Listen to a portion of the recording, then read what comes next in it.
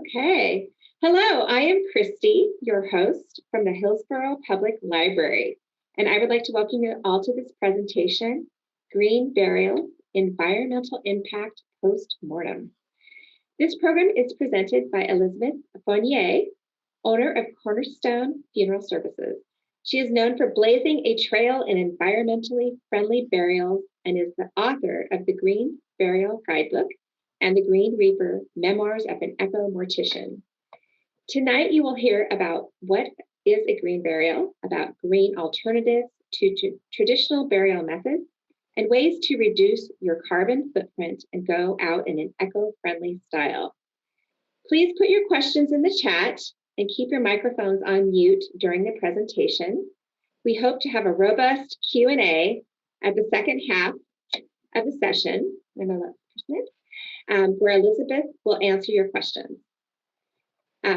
Now, please let me present Elizabeth Fournier. I'll let you take it away. Wonderful, thank you. Gorgeous introduction, thank you, thank you. I'm gonna chat for a moment here to you and then I'm gonna shut my screen off because you don't really need to look at me. Look at the pictures because I'm sharing the wonderful world of natural burial. First off, this will be very reverent. There won't be anything shocking or anything derogatory, anything that makes you uncomfortable. I've done this job in the funeral world for 31 years now and definitely understand that death is so hard and it's so taxing and it's just such a hard thing to go through. So please don't worry about anything that's going to be horribly uncomfortable.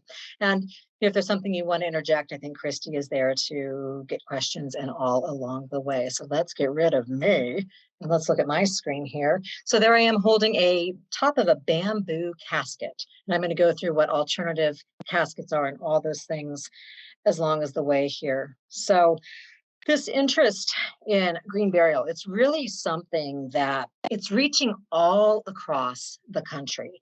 It's really right there in the name, it's green burial. People want to consider themselves green. I think people are really all striving to recycle and reuse and make wise choices. And when people make green choices, while they are alive, it really seems natural for people to carry this through on to the other side. Natural burial is something which is legal in all 50 states. So this isn't something any specific to the West Coast or something us crazy Oregonians do. It's something that is available throughout a lot of the world because a lot of this was something we did prior to what we are doing now. So green burial, the clear definition, so you kind of grasp what we're chatting about here, it's returning the body back to earth in its natural form, where it ultimately will feed like the microbes in the soil and we benefit the other forms of life. It does that by having no toxic chemicals, including embalming fluid in the body, putting somebody in a biodegradable casket or in a biodegradable shroud or an urn, and minimizing the use of fossil fuels for burial, something extremely important to do. But also it conserves that natural resource that we have out in the world. We're limiting our carbon emissions, we're protecting workers' health, and we're also trying to promote that restoration and the preservation of habitat, which again is something which is important because we're trying to make just a better choice along the way. All right, so let's take a peek at this graphic. That really helps people understand a little bit more of what's going on. To the left there, we have some standard burial. We have somebody who's either in a varnished casket, which is wood, which is made out of probably hardwood, has some lacquers, or we have a steel casket, which is something which doesn't biodegrade. And it's, again, more precious resources we have here. We are going to have this down about 6 foot into the ground. It's probably going to be sitting in some sort of a vault, which is most likely made out of thick concrete. And it's really not going to do anything. It's just going to hang out there. Above ground, of course, we're probably going to have a tombstone, flat, raised, whatever. We're going to have manicured ground, which probably has fertilizer, has pesticides, it's mowed, all of that. But look over to the right, and what our goal is with natural burial, looking at these side by side, is that idea of having something biodegradable, something closer to the surface, because that's really where the party gets started with the microbes and the fungi and all the soil where you can give back, that beautiful gift of giving yourself back. We're going to have no formaldehyde-based formulas, and we're going to probably use GPS to mark the grave. We're going to have a natural headstone, a rock, something like that. And again, landscape which isn't full of fertilizer, full of pesticides and all. So what we're talking about today is, okay, what is green burial? Why should we do it? But how do you do it? That's the big thing, is people call me up at the parlor and say, I want a green burial. How do I do it? So that's what we're learning here tonight. So when I talk to families about natural burial, I really talk to them about what it comes down to is meeting people in their grief. Ram Dass has this wonderful saying that we're just walking each other home, and that's ultimately what we're doing. It's nothing further from the truth. It's that idea of helping somebody get through the loss of their loved one. And the nice thing about green burial is it feels like a bit of a trend, but it's something that we have done for 150 years ago. This is something that people have done to take care of their loved ones many moons back. So I want to get into a little bit of the history of what we did back in the day, what we're doing now. This is a family who has a loved one pass away. They're going to go through some of the standard preparation for bodies at the time. This is somebody who dies. They're at the house. The women get together. They come together. They're the layers of the dead. They're going to wash the loved one and bathe them and dress them. The men are probably going to go outside and do some preparation. They're going to dig the graves, and they're going to do the transportation. They're going to possibly even build the casket. And this experience before, from start to finish, it was really, really intimate. It brought families together and community together, and death was this real incredible intimate experience. This is kind of a mock-up of what a home visitation would look like, and we would have the front parlor in the homes would really be our old-fashioned funeral parlor. We would have somebody in the room, and they'd be a part of what's going on, and they'd be a part of the family's life. Family could come down the stairs and sit and spend time. People from the church, people from the neighborhood could come and sit and spend time with somebody in their own environment, around their own smells, around their own food. People would come and be there with the family, and nobody would have to leave and go to this place where they'd have to just have a visitation for an hour or two, and that would be your 2 hours to mourn, and then you got to get out there and go home and get on with your life. This would be something people can really luxuriate and spend time. So ultimately that front room got turned into what we know now as the parlor, because we had things change. And the big change was the Civil War. This is the field here, and this is one of the doctors out on just the grounds there. We had so many soldiers' bodies that were requested to be sent home. And so the problem is, without any sort of refrigeration, transporting a deceased person was extremely problematic. There wasn't refrigeration on the train, so they had to slow the decomposition for this to happen. So doctors out in the field came up with this funky elixir, this idea of having some soap and some water and some mercury and some arsenic, and being able to slow the decomposition so they could be transported back home to their family for burial. What really changed the landscape here is back in 1865, our beloved President Lincoln was assassinated. And this was the very first US president to be embalmed. This is his funerary train right here. And he was embalmed. He was placed in a casket with his beloved son, Willie, who died a few years prior. And this train, it went 1,600 miles, and it went through 180 cities and 7 different states, and it would stop. And people would be able to have him, he'd be taken down off the train. You see there the hearse in the corner. I mean, look at the mob of people. This guy was so beloved. He'd be brought down and brought into different buildings and churches and state houses and all that for visitation. People don't file by the casket and pay their grievances. This was such a huge center stage of what happened that the death care industry ultimately was born. And we ended up deciding that, okay, this is how we're now going to do it. We're not going to have death care in the home. We're going to have people who can embalm. So boys went to school, they learned the art, funeral homes were started. And then when someone died, you made a phone call and they got whisked away. And that's what we did. This is another fantastic picture. I just want to show this as well to show you this was his caisson. His body was lowered from the train. And this was his presidential hearse. And this is wheeled through the city. And this really allowed crowds to mourn and pay their final respects. And the world never saw anything like this before. That idea of, wow, we're all stopping what we're doing to pay attention to this and be reverent about it. And that's a very old, kind of a replica of a picture of him in his casket. Be fancy. All right. So back during this time, we started having a lot of soldiers that need to be buried. So they were going from the family graveyard or the backyard. We were transitioning towards military cemeteries, and armed forces were being buried at such a huge clip that we had the undertakers embalming them, getting them to have their families services, getting out here.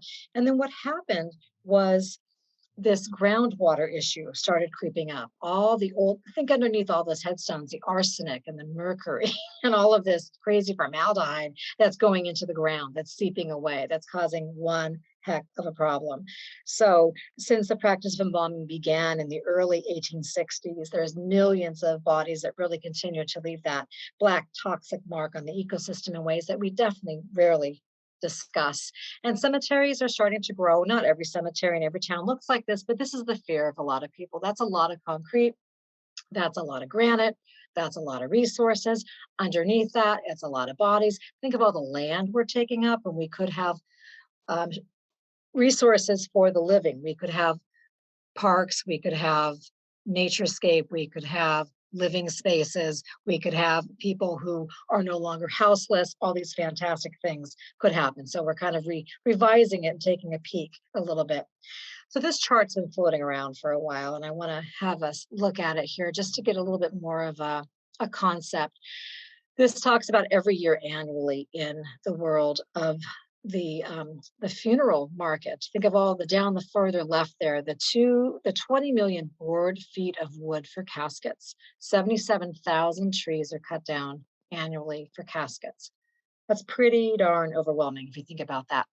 In the top there, the 1-lane highway. Actually, it's the 2-lane highway, even worse. Think about that. Halfway, more than halfway across the country, you can stretch something that people could actually drive on and be a part of and have in their life and use, but all that is underground. That's 1.6 million tons of reinforced concrete, steel for vaults underneath the ground. That's pretty amazing. And then the one I find really interesting to think about is the embalming fluid can fill over the 6 Olympic-sized swimming pools. That's a lot of embalming fluid. So it's really up to people to really think about it when they're checking off the planet. The idea of saving the planet one death at a time is truly, what the world needs now. It's having more connected relationship with the planet. Maybe everybody just doing their own little part if they're going to wear their their non-leather shoes, and if they're going to bring their cloth bags to the store, we can also not only have a green lifestyle, but kind of go out green as well. I love this picture. This is a shroud made by a woman named Esmeralda, who is in San Francisco. And this scene right here, this is from this wonderful show that was on HBO. It was really on that mainstream screen. People started watching and taking note and saying, hey, I want something like that. This debuted the Burial Shroud. Or this is actually one of the show has it's a family funeral home, and the eldest son dies and he wants to be out at Joshua Tree and he wants to be buried. And this is a shroud that she had made, and she oversaw a lot of this. And from there, that really helped boom the field, and people saying, yeah, I want that new thing people are talking about. But again, it's not so new. It's something we did 150 years ago before we had the metal caskets, before we had the undertakers. We would just wrap somebody up in a sheet or something pretty casual and lay them gently into the ground. So this fabulous show really brought baby boomers back to taking a look at the basics. And it's the baby boomers now who are making those choices of disposition for their parents and for themselves, and they're bringing that ethic of recycling and respect and environment and all that in their daily lives and back to burials too. So pretty neat to see that modern, when people see something in the movies and in TV, it becomes more mainstream and it becomes something people to actually take an objective look at for a little bit there. So when families ask me and say, yeah, that show I watched, 6 Feet Under, or I heard that when Andy Griffin died, he was buried on his own property in North Carolina. How do I do that? Well, you can do that because, again, all 50 states say green burial is legal and something you can do. So I often tell families, let's start backwards. Let's look at where would you want to be laid to rest? Where do you this would work for you? This happens to be a local cemetery here in the Clackamas County area. In Portland, just Portland and the outskirts of Portland, there's about 9 cemeteries that are allowing natural burial. And those cemeteries are listed on my website, which is cornerstonefuneral.com. Also, if you people are in the Hillsborough area, there's Valley Memorial, and they have one area there in one section where they are allowing natural burial to happen. So if you're going down TV Highway, I suggest you pop in and take a look and check it out and see, and you'll see what natural burial actually looks like straightforward. So there's burial grounds all over the place. We have them all over Oregon, all over Washington. And if you just Google, where can I be buried naturally, you probably will be able to find things. So this is organized a little bit with 3 categories. There's the hybrid cemetery, the natural cemetery, and the conservation cemetery. All right. And this is just, again, getting that natural feel. We don't have chemicals. We don't have a lot of the greens. We have just sort of some soil, people helping put the soil back into the ground, people participating. The area probably will look as it was found. There won't be any indigenous plants buried there or anything unnatural to the area that was already found. So again, keep putting everything back, even the layers of the soil back to how it already was. So this right here, this is Riverview Cemetery, which is in the southwest Portland, southwest portion of Portland, right across the bridge in Macadam there.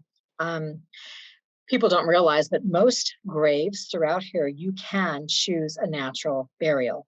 You can decide you're not going to have a headstone or a tombstone. You can be placed in a shroud or a willow basket or cardboard box, what have you, placed into the ground, and then you don't have to necessarily have a headstone. You can, whatever, again, hybrid, the idea of there's already standard burial sites there, but you can be buried there as well. So it's fun to introduce that to people, to say even these standard cemeteries, they're allowing natural burial. It doesn't need to be this field in the middle of nowhere. We can have this within the city limits of the city. This is Riverview as well, and this was a natural burial. You see the young gentleman there is wrapped in a shroud. His family was really into Hawaii, so they went to the fabric store and got some fabric and wrapped him. Everybody was standing around in their favorite luau type clothes. This woman in the front right did a wonderful dance, and he is on a traditional lowering device that lowered into the ground. And this would be a natural burial, even though it looks somewhat like a standard burial. There's the greens, there's the device, there's the 2 workers at the cemetery, there's the chairs, but he's going to go directly down. He's going to touch the earth, and then just soil is placed apart him. So he'll go ahead and be able to give himself back. And the family was able to do this their own way with their own shroud. They were able to shroud him themselves. And some families really love the hands-on approach to what can be done. This is another cemetery. This is the first green cemetery in New Jersey, New York, all these cities where you don't think of being very environmentally friendly, they are. This cemetery has beautiful walking paths, and this is really close to the Atlantic City and down there by the seaboard. And this is a man who decided to turn an old area into a place where people can bird watch, and they can go ahead and they can have a real natural burial. So this is what this is, and it's just that idea again of no toxic chemicals and no containers that aren't made from some sort of a natural or plant derived material. And that is what a natural cemetery would look like. This is this cemetery here. We're looking at more of a, I guess you'd call a meadow or a conservation cemetery. Conservation cemeteries have this, it's a little bit more steps up. These people are really involved. What they want to do with everybody who's buried there is truly give back to the environment no matter what they do 100%. They have integrated pest management situations. Everything is produced to have a real naturalistic appearance. Everything is native to the region. Even the patterns of the landscaping are derived from compatible and a regional ecosystem. So again, something super important to what's going on in the space, because again, it's giving back, and it's not greenwashing saying, oh, come here and be green. It's that idea of let's really be conservational. This is one that's right across the border in the state of Washington, in Goldendale, Washington. It's called White Eagle Natural Preserve. And this is many acres. It's a meadow feel, really off the grid. once you find it, you don't even know you're really there because, again, these aren't just with headstones or just on a main street. These are really wonderful protected areas. And this is a place which really offers legitimate land conservation. It's protected in perpetuity. It's an area of land that's specifically designed for conservation. And it holds a conservation easement. There's deed restrictions, all of that stuff. But really what it comes down to, if you're not a soils person, is it comes down to a beautiful place to be in the woods that's absolutely natural. The soil, the service of it all, absolutely gorgeous, and just a great place to be able to be, and people can come visit and be a part of what's going on. This is another picture of the meadow, and you can imagine that burial there. I mean, that looks like not really a standard grave. People can gather around, people can put the soil back, and it just looks like somebody, once all this is placed on, you're going to be definitely part of the ecoscape and the landscape there. This appeals to a lot of people where they think, well, yeah, I like that idea of when I go visit my person, they're truly part of the ecosystem. Not only is it going to be probably less expensive to have a natural burial, but it's going to have a lot of this natural piece to it as well.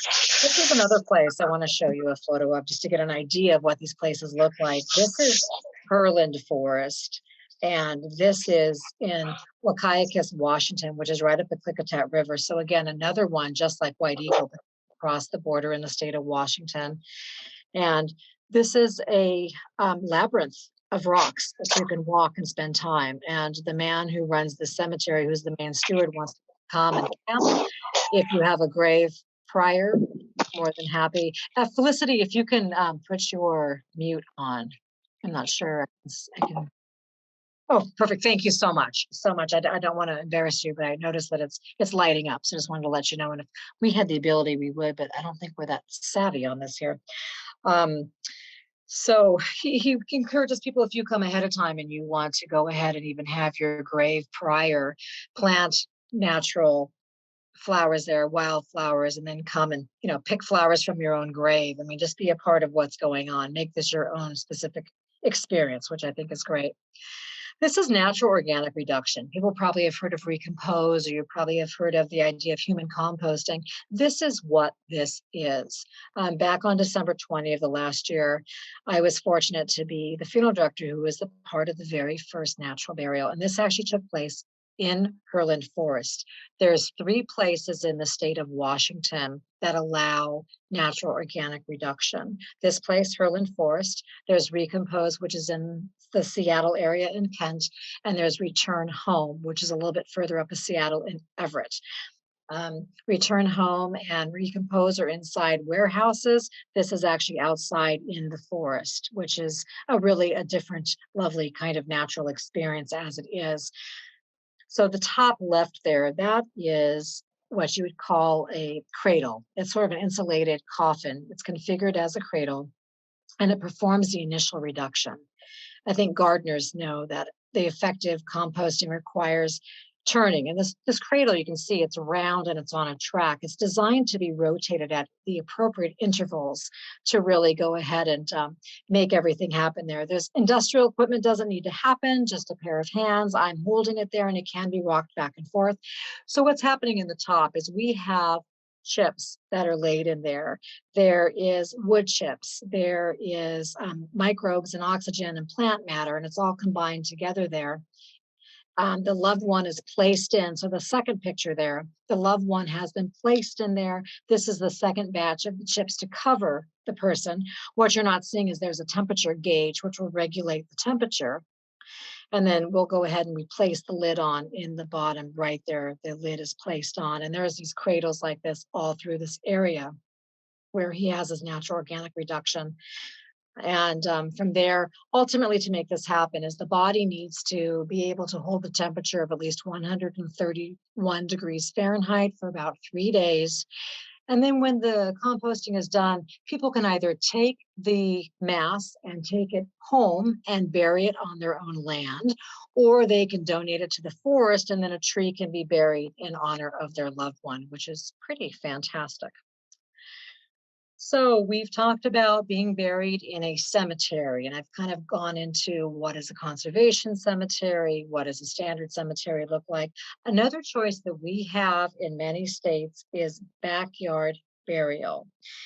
And backyard burial is open to, there's 45 states that are okay with this. The 5 states that will not allow private land burial are Arkansas, California, Indiana, Louisiana, and Washington. So the state above us, and if you are in Oregon, of course, the state above us and below us say, no, you need to be in some sort of a cemetery to do this. Oregon's rules read that it's, if you want to look at it, it's the ORS, the Oregon Revised Statutes. It's 97.460, and it was updated back in 2018. And I quote this to people a lot. That's why I'm just technical on it, so people can see for themselves there. You can do this. It depends. Now it's broken up in Oregon per county. Multnomah County says, no, this isn't something that we are open to at all. I have known some families in rural parts of Washington that have done this. And where I am, I'm in Clackamas County. I happen to be in very rural Clackamas County. I'm actually not even in Boring. I'm in the unincorporated area of Boring called Barton. And anywhere from me heading south is, Estacada and Colton and Eagle Creek and all these places. So a lot of families say, yeah, why do I have to buy a grave if I can do this? We've got land here, and, Mima and Peepaw have been here for generations. And why do I have to buy a grave? And well, you don't. You can go ahead and do this. So backyard burial encompasses burying a person on residential property, and that's land that's privately owned. So getting permission from the landowner. If you're a renter, probably not the best idea. You want the landowner to say, fine, that works great, that's okay. This can be land where a house is built. That's no problem. You can have other structures there. Most people choose their backyard versus some private field that they own. So just an idea. So the laws vary county to county. And what I tell people is, if you're interested in this, know your zoning. Call your local zoning and planning board, give your address, and ask if it's okay that you have a private land burial. Again, as alternative as I love to be, and as much as I like to help families get what they want and do what they want, being legal and being ethical are extremely important. So this is something that a lot of places can do. And why this grave looks like this is, once the casket's lowered into the ground, this is sort of the mound of dirt that's above, hand shoveled on. And notice it's a bit of a rounded hump. It's going to settle a little bit over time, and then we're going to have a nice sort of flat grave. No one will have to backfill it. Nobody's going to have to worry about a hole. Everything will just settle gently and settle naturally. When somebody does dig a space, a lot of times a small backhoe can be used. In this place, you can tell that this was a shovel. You can look at the wall there and realize this was definitely step by step by step.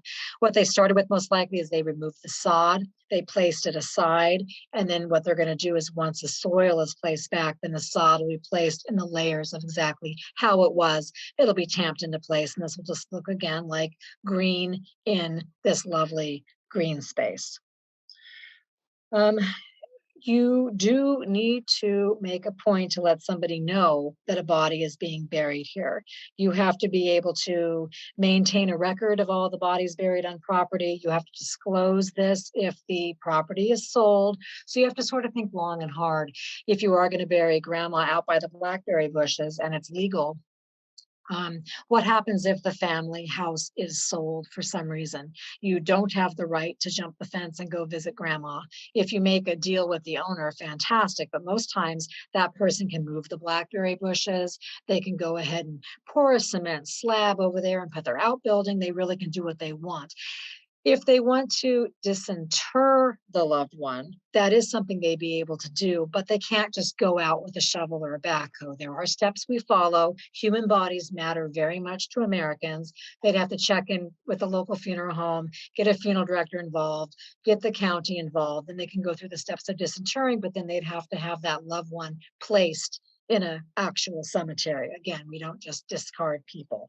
Okay, even though there probably wouldn't be much left but some bones, nonetheless, those are human remains, and those absolutely matter. And we need to think about things too. 150 feet away from a water supply, away from a drilled well, away from power line, probably 25 feet from a power line, things like that. So this is a family who lives in my county who wanted me to bury their loved one. And I wanted to show this picture just so you can see it's a fantastic choice. It's really great. It's in an area where they had celebrations and they thought this would be great. Now, it's a fantastic choice for a burial. It's not so fantastic to create it, to make it happen. And the reason why are a couple things. One is you have to bring the loved one from either the home or a vehicle, a funeral vehicle, family vehicle, what have you, to this grave space. And how are we going to do that? You can see the family, I guess you can't see because there's so much flora and fauna there, but the family home and the driveway was way past all of that. So to be able to back down and get there, again, a little tricky to do. If you notice the very front right here, you'll see that there are some stones there. And what that means is this is an elevated bit of a platform. We have to get the loved one there. Now, carrying the person, it's a long walk. That's not going to work. We have to have a cart to do that, or a John Deere tractor or something to get that to happen. And what we used was I have what they call a church truck, which is a cart with very large wheels on it. But it was so sandy that the vehicle I was using, which was this little cart that we were hand pulling, kind of sunk into the ground because it was very sandy. Plus, when we got to the lip here, it was pretty large to get up and over. That was another detrimental piece. And then you can't see so close to the grave, but the grave is very wide. The grave really only needed to be the length and the size to fit the casket. That grave is about 10 feet long. And it's also I'd say it was about 5 feet wide on the side. So it was very long. There was 4 of us. We had some ropes. And by the time we actually got the neighbor to come out with his proper vehicle to get us to where we needed to go, it was really tricky maneuvering him and getting him down to the space of what we needed. So when I had families who want to have a private burial, I say, let me come out to the property. If you would allow me, please, if I can take a walk around, look at the space that you're thinking of, and let's talk about some of the variables and how to make this work for you. So again, it did work, but I would have loved it if it worked smoother for the family in a quicker time frame, as well as they worried a bit that this wasn't going to be able to happen for their loved one, but it did. So I want to ease the family's mind through this process here.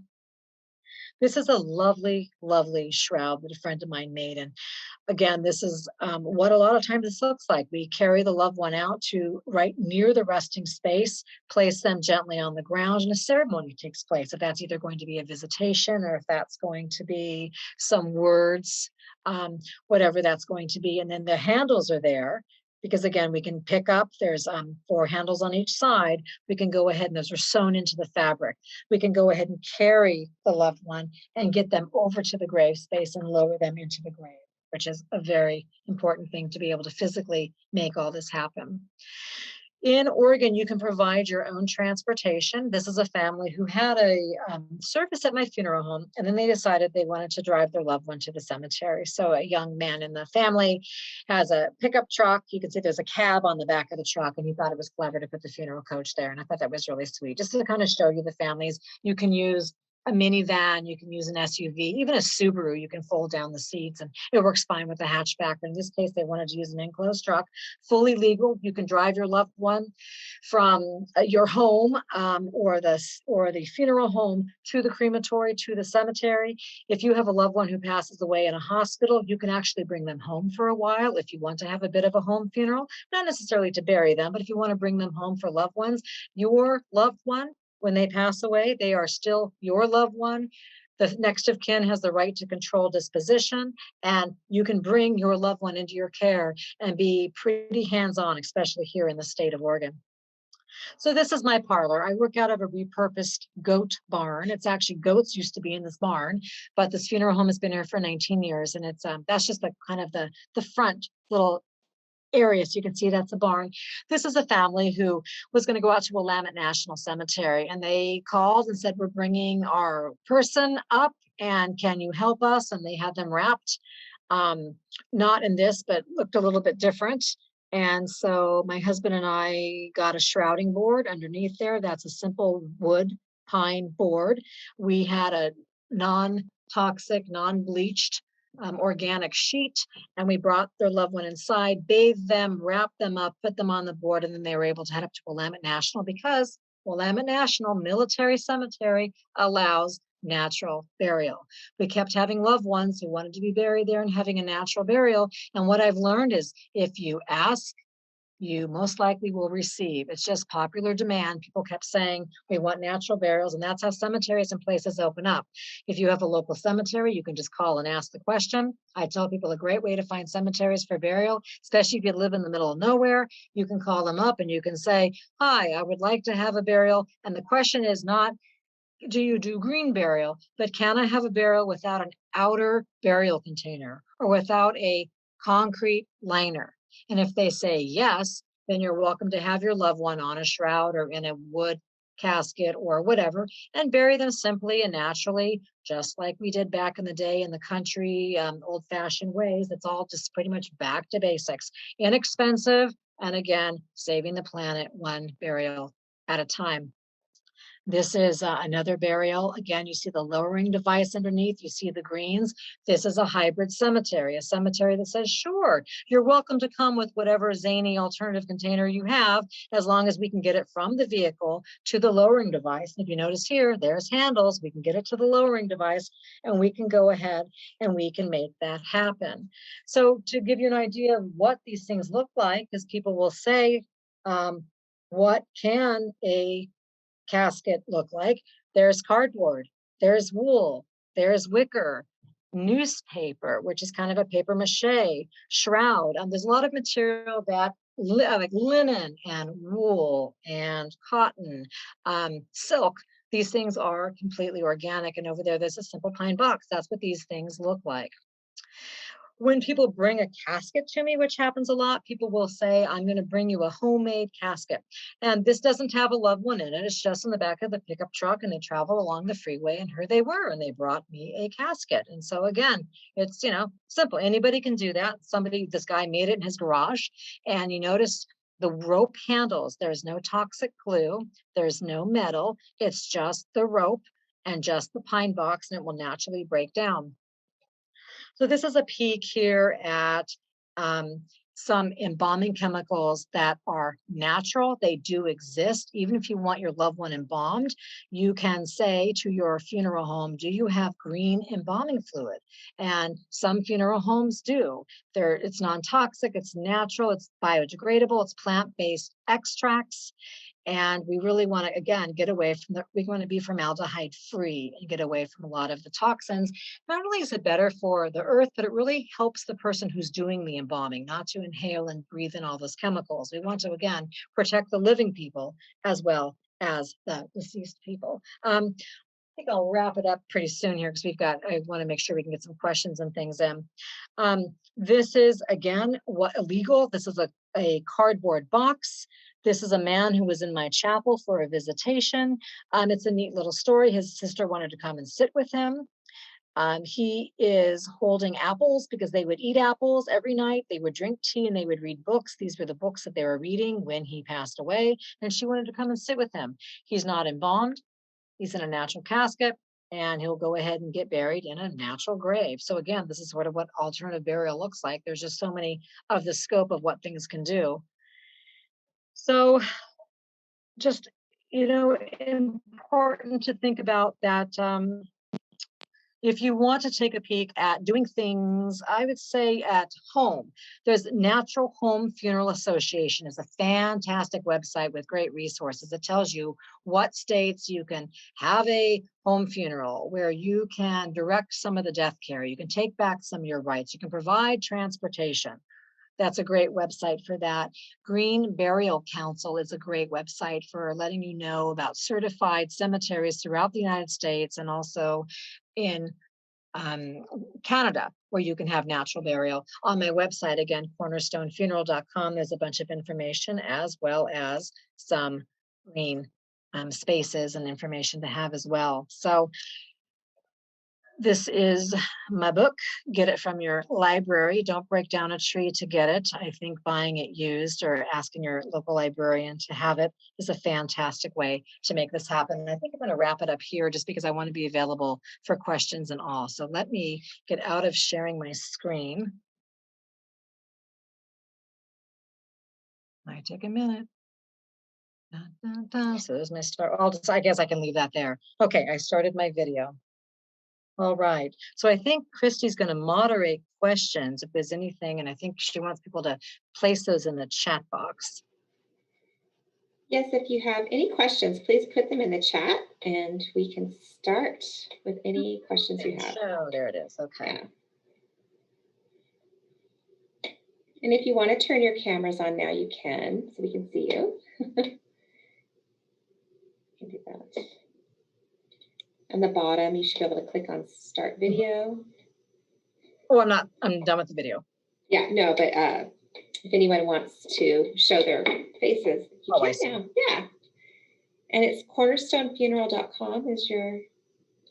Yeah, that's the parlor website. There's a lot of information on just all of your rights as an Oregonian, which is fantastic. It talks about how if you want to direct your own self-care, if you want to be able to look at some of the cemeteries that have natural burial throughout Oregon, Washington, other states, just to see what they look like, just to maybe call them, look on their websites. Again, some people, this is very new to them. And they think, well, I can't do this in my backyard, so therefore this isn't for me. But you can do something natural inside a standard cemetery. And then one thing we like to talk about is shades of green, that idea of, let's say your family has always embalmed, they've always had metal caskets, they've always done it a certain way. Great, but maybe consider using recycled paper for your memorial folders, or maybe consider carpooling, or all of those things that can make it a little bit more of a green experience. Great. So we do have some questions. The first is from Kay. She would like to know, do funeral directors throughout the state know what the options are in their area? Great question, and it depends. I would say if you want to call your neighboring parlor, call and ask. Some funeral homes have an employee or so that are pretty hip on what's going on. They are interested in this. They've kind of taken the lead on it. They've learned things. Other funeral homes really want to do it the way they've always done it, and that works just fine for them. So if you're not satisfied by the answers you're getting to your questions, you can always say thank you for your time, and you can call another parlor and go from there. So this isn't something that only a green funeral home or a green burial funeral director can be a part of. Just as an example, in Oregon, it's 80% direct cremation. That's the same way in Washington and in Alaska and in California. Most people choose a simple direct cremation. So all the funeral homes provide direct cremation, burial, all of that. And there's funeral homes like myself that provide all of that, but have the ability to get a natural burial for you if you want. So again, make the calls, ask the questions. The interwebs have most all the information your heart can seek out there. All right, we have another question. Donna would like to know, how soon must the burial take place for a green burial? Question. So with state law, there is not a law that says a body needs to be placed into the earth at a specific time. How that works is if you're using a funeral home, if the body is not buried within 10 days, and the funeral home has to just make a notation to the mortuary board that they still have a loved one who has not had their form of disposition, meaning burial, cremation, aquamation, whatever that is. As far as preserving somebody, you can keep a loved one at home and have people come visit. You can come into a funeral home and visit a body which hasn't been embalmed. A lot of it depends on things such as, how did the person die? Were they found? Are they very large in size? Is it 100 degrees out? Things like that. So there are some variables involved, but for the most part, there's no reason why you can't have somebody until you are ready. Also, when bodies aren't embalmed, a lot of times refrigeration is the choice, and that just sort of slows the body from breaking down. So that's another option that families use if they don't want to use embalming. And you can provide refrigeration at your home with a cooling blanket or dried ice, or funeral homes have that for you in the form of refrigeration as well. All right, Felicity would like to know, how can we learn to care for and prepare a loved one for a natural burial at home? That's a fantastic question. So I didn't go so much into the home funeral just because I know a lot of people are here for the kind of the anthropology and the feel and what is green burial. I would suggest you go to the National Home Funeral Alliance website. That's a fantastic place to go. In my book that I showed, the Green Burial Guidebook, that you can check out from the library, there's a whole section on how to bathe, how to transport, how to dress, how to shroud. That's all in there. Because again, people have these questions. And what inspired the book was a publisher said, you know, we're finding a lot of people are asking about this. Really isn't necessarily a place to go. I was writing a lot of articles, and they said, rather than you putting articles and blog posts out there, would you mind actually compiling a book? So people are interested on self-directed, hands-on, maybe not the full enchilada of being their own funeral director and getting somebody to sign a death certificate and keeping their loved one at their own home. Some are, but most people do hire a funeral home. But some people just want to know that there are plenty of options and choices. And like you're saying, Felicity, you can bathe your loved one at home or the funeral home, even in the hospital or the nursing home if you want to. Nothing has to be sped up. This is your loved one. You can ask for what you need. You can have the time that you need. Well, we have time for more questions. Would anyone else like to, you can put something in the chat, or if you want to just speak out, you can unmute yourself. We're kind of just having a chat now, so Sure. you don't have to. Anyone else?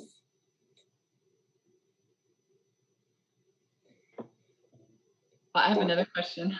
Okay. So sometimes the deceased might have like hip replacement, or we have some unnatural parts. Are there any restrictions to green burials for that? No. And that, Donna, that's a fantastic question. People will say, well, how can my dad have a green burial if he has metal inside him? Are you going to remove it? No, we just leave people as they are. So of course, if someone's having a natural burial, we try to be as natural as possible. But really, the reality is if they have metal inside them, that's going to be there.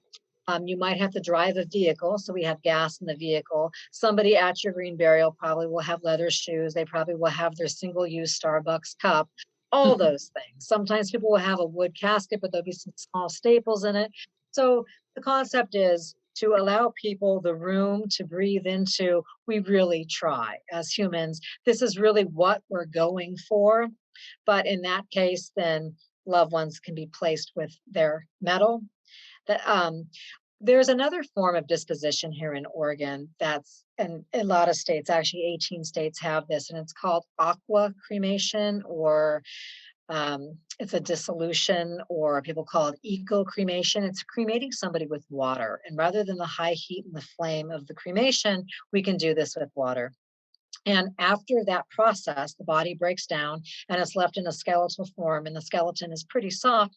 All of those parts, the titanium and all that, are nice and shiny because they've all had this nice water bath. So families have the right to take that metal home with you. So if you ever have a loved one who's getting cremated, either by the flame or by water, you can have screws, you can have plates, you can have pieces that have been replaced. You're welcome to have all of that. And a lot of times you're not asked that by the funeral director because maybe they don't know, it's not part of what they ask, or maybe they just don't think to ask it, but that is something that you can have and take home with you.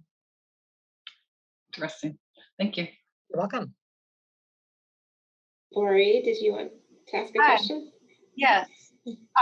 Back to what you just said, can you ask for large pieces of bone that may not have been cremated all the way? So these are fantastic questions. I appreciate you just asking everything you're thinking of, because this is good education people don't get. So the cremation piece with bones is very tricky. What's happened over the process of time is bones and fragmented pieces of the skeleton used to be part of the ashes that were given back to people. But in Oregon, people love their national forest and places for scattering and burying. And there's been many cases of somebody deciding that Uncle John is going to have his send-off in the woods, and which is legal, which is fine. But then somebody's hiking a year later and they find a little bone and they say, oh, that's a metatarsal, that's a human, somebody was murdered here. And then we get the sheriff involved, and then we get everything removed, and then that loved one goes, whatever's left of them goes to the examiner. And, there's this whole process, and whole investigation, and it's just cremated remains. So again, a waste of resources, time, the stress, and then the loved one didn't get the full burial that they want the family, right? So bones are not given back. It tends to be cremains, which are, again, any bone fragments are just made smaller and it looks like ash. There are times when the crematory will honor a loved one. For instance, Japanese families have, and some other Asian cultures have, a ritual of after the cremation, they come to the crematory, they'll spread out the bones and they'll actually take chopsticks and pick specific bones out that they want to keep because they want to bury a certain way. So that's more of a religious exclusion of something they want to do or something cultural. But for the most part, if you say, hey, I want a cremation, but I want, David's femur, the crematory home will probably say, this is going to be nothing but trouble. this is probably not going to suit us and serve everybody the best we can. Because again, whoever chose disposition for their loved one authorized cremation of the body, not necessarily handing out bones and things. But again, any question you have, if it's something you want to do, you talk to whoever's helping you with the disposition, and they can hopefully get you what you want. And if the family wanted that, I'd advocate for them and say, let me talk to the crematory. Let's work this out. Let's see, what do you want this for? How are we going to do this? All of that. And let's just see if this is, and I would talk to you more about it too. And maybe you would change your mind and say, yeah, that sounded fun. To go back to that, I buried a loved one about a mile from the parlor here. And then that family was going to sell that property. What they wanted to was exhume their loved one, and they wanted to take the bones home. Well, this family moved to California. California says no home burial. So legally, they could not, even if it's bones, this is still a loved one, they could not take the bones and have them in their house. So something to think about. So again, and even though this is they could identify these bones, they knew who this person was, it was their loved one, they were giving permission. Again, legally not supposed to have a loved one's remains in your home unless they're cremated. Gotta follow the rules. Elizabeth, I just want to quickly, Kay asked, what about clothing, cotton or linen, no zippers or plastic buttons? Now, are we looking at, I imagine we're talking about burial. If you're buried, we want you to either be nude inside your shroud or your casket, or we like cotton, we like linen, we like things that are going to biodegrade. Of course, occasionally somebody says, but Mama has to have her Bible, and the Bible has a vinyl cover or something. We're not going to say, no, Mama can't have her Bible because of that. Now, if you're at a conservation burial ground, I think the paperwork you sign says, I am going to do this 100% as natural as possible. If you're someplace like Valley Memorial, or you're at Rose City Funeral Home or Historic Columbian Cemetery, one of these cemeteries in Portland that already has burials there that have concrete, have steel, all of these things, they're going to let that slide a little bit more and say, okay, the point is you're probably, in essence, you're probably 98% green. So again, life does happen. Again, there's metal implants inside you. Also in Oregon, there's a little metal disc that has 6 numbers on it. Some of the green cemeteries say, go ahead and we'll keep that in the office. Some say take that home to the funeral home, and some actually bury it in the ground where the burial. So again, every cemetery has rules. So it's always going to be a little bit, I mean, what about the person who eats McDonald's every single day and has all those preservatives inside them? They're not totally natural either, right? So it's going to be, that's pretty synthetic. So it's going to be whatever it is. We just try to make this, again, giving back as much as we can. Lori, did you have a question? Yes. Have you worked with families, or do you know of other funeral parlors who, when the family says, I need to spend, I'm happy to work with you, funeral parlor, I want the refrigeration, I want to be able to spend time with my loved one. Like, I can envision some families wanting to stay on through the night, through overnight. Is there, again, it's a situation where I'm sure you asked for what you want, but Have you had that experience? Yes. So what I can say to that is there are some faiths that somebody stays with the casket and they say, we are going to be here and we are going to come and it's going to be a vigil and it's going to be all night long. In that case, the funeral home has you pay to have an attendant there because again, they're watching the funeral home and being available. So that's something you can do, but most funeral homes probably aren't going to let you unless it's actually part of your cultural background or your religious faith. Lucky for me, again, being in the country, owning the place, being able to do whatever the heck I want to do as long as it's ethical and legal. I've had mamas who want to stay with their child. They wanted to play the flute. They wanted to be there. They wanted to hold the hand. They wanted to roll a bed in and stay the night. Yeah, absolutely. And I leave the building and I say, here's a key if you need to go out to the store or something. But, mi casa, su casa, because you need this for and that's, again, my choice of why I'm in this industry is because I had a lot of loss and death as a small child, and I get it. And I know that's very unfortunate and uncomfortable. So if that's what you need to grieve, people also sometimes want to bring their loved one home and they say, let me have them for the legal amount of time, bring them back so they're in the cooling and then bring them back again.